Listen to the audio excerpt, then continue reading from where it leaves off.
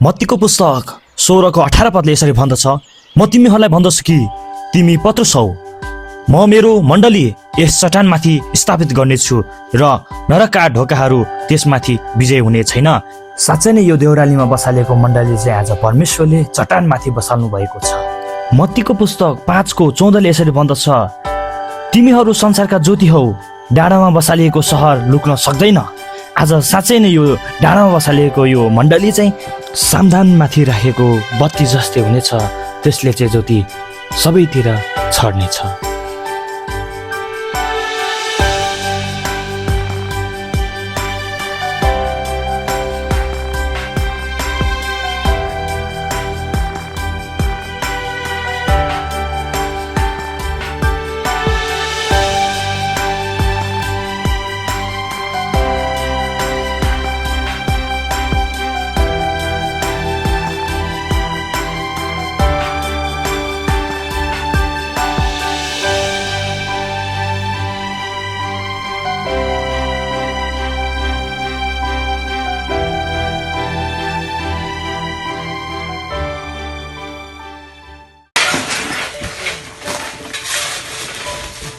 चौरी देउराली गाउँपालिका ward number 6 हो नि त दाइ यो हो।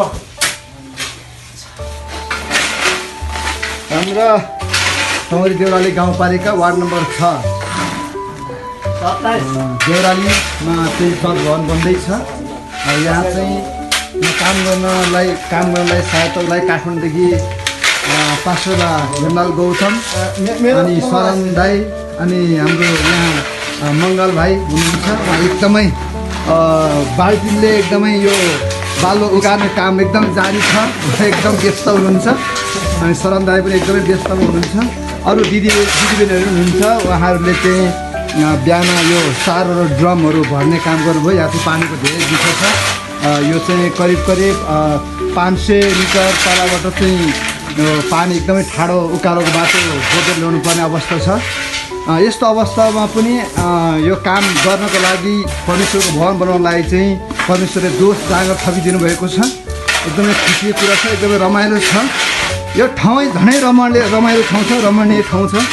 किनभनेदेखि एकदमै डाँडामा बसालिएको छ यो भवन चाहिँ। यहाँबाट हेर्दाखेरि यहाँ चौरी देउरालीको यो स्कुलहरूदेखि लिएर बजारहरू अनि यहाँ धुलीखेल हस्पिटलको शाखा पनि अनि उता पारिपट्टि हेर्ने हो भने चाहिँ चौरी खोला पारी रामेछाप जिल्ला देखिन्छ भने यहाँ वरिपरि बस्ती देखिन्छ। अनि एकदमै रमणीय ठाउँमा यो भवन बनिएको छ। आशा छ भोलिको दिनहरूमा चाहिँ धेरै मानिसहरूले परमेश्वरलाई पाउनेछन्। यहाँ जुन प्रकारले दाइहरू एकदमै खटिरहनु भएको छ, एकदमै खुसीको एकदमै अब यो लीलाबहादुर दाइ हुनुहुन्छ। उहाँ चाहिँ यहाँ अहिले यहाँ प्लास्टर अनि यहाँ ढलान गरेर उहाँ हेड मिस्त्री हुनुहुन्छ। उहाँले चाहिँ धेरै सुरुदेखि नै उहाँले धेरै खटिरहनु भएको छ यो कामको लागि।